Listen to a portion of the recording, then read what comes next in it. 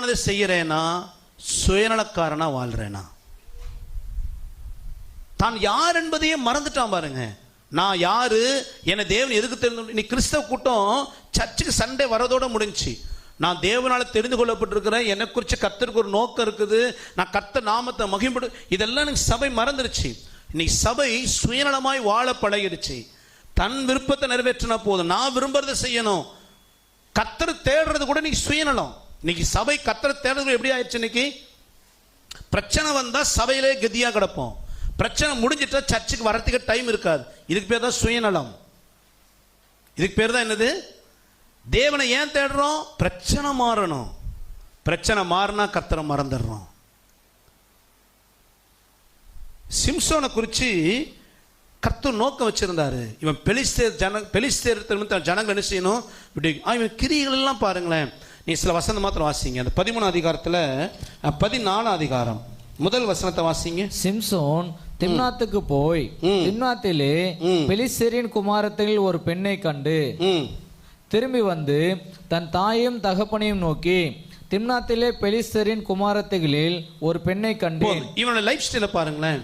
இவன் அந்த வாலிப வயசு வந்துருச்சு. இந்த வாலிபத்தில் கர்த்தர் அவனோட நியாயாதிபதியாக பயன்படுத்த விரும்புகிறார்.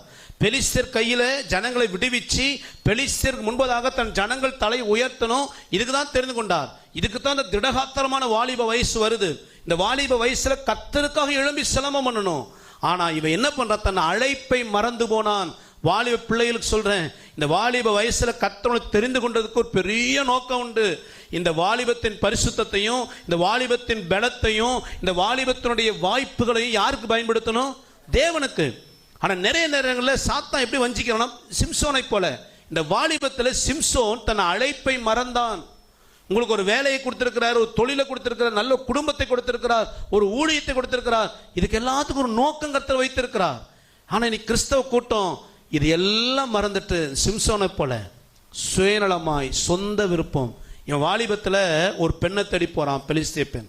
அதே 16 அதிகாரம் முதல் வசனம் வாசித்து பாருங்க. காசாவுக்கு போறான், அங்க ஒரு வேசியை பார்த்து வேசித்தனம் பண்ணினான். இவனுக்குள்ள தெய்வ பயமும் கிடையாது, நான் தேவனை அழைக்கப்பட்டவங்கிற எண்ணமும் கிடையாது. தன் விருப்பம் என்னவோ அதைத்தான் செய்தான். 16 அதிகாரம் 4 வாசித்து பாருங்க. தெளிலால் என்கிற ஒரு பெண்ணை கண்டு அவனிடத்துல சிநேகமா இருந்தானாம். இந்த சிம்சன் லைஃபை பார்த்தீங்கன்னா இவனுக்காகவே வாழ்ந்தான். நான் சொல்ல வர விஷயம் அதுதான். தேவனுக்காக வாழும்படி அழைக்கப்பட்ட சிம்சன் யாருக்காக வாழ்ந்தான்? யாருக்காக வாழ்ந்தான்? பக்கத்து கையை பிடிங்க. தேவனுக்காக வாழ வேண்டிய சிம்சோன் அவனுக்காகவே வாழ்ந்தான். நீங்க யாருக்காக வாழ்றீங்க? தேவனுக்காக வாழ்றீங்களா? உங்களுக்காக வாழ்றீங்களா? கொஞ்சம் நிதானிச்சு பாருங்க. அல்லேலூயா.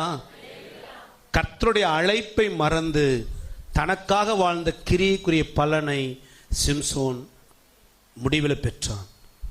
தேவன் உங்களை தெரிந்து கொண்டிருக்கிறாருங்க. எதுக்கு தெரிந்து கொண்டார்? நீ 1 பேதுரு 2:9 வாசிங்க.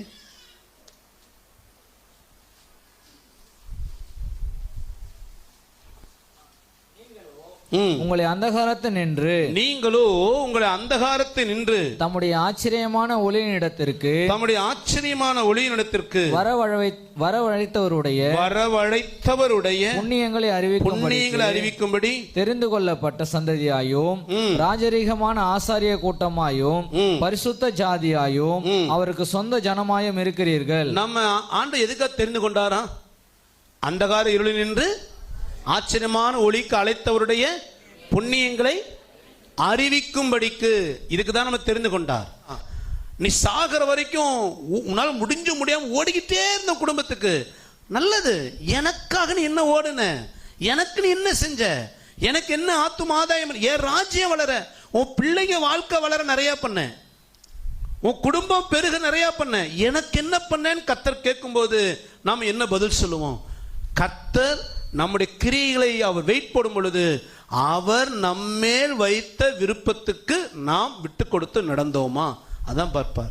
நான் திரும்ப சொல்றேன், நாம் நல்லவர்கள் தான், நம்ம கெட்ட காரியம்லாம் செய்யல. ஆனா கர்த்தருக்காக என்ன செய்தோம்?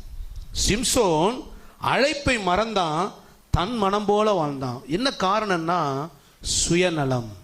சிம்சோன் என்ன இருந்துச்சு? இன்னைக்கு நமக்குள்ள சுயநலம் வந்துருச்சுன்னு, நான் நல்லா இருக்கணும், என் குடும்பம் நல்லா இருக்கணும், அது எனக்கு போதும். சில நேரங்களில் ஏன் நம்ம தவறு செய்கிறோம்?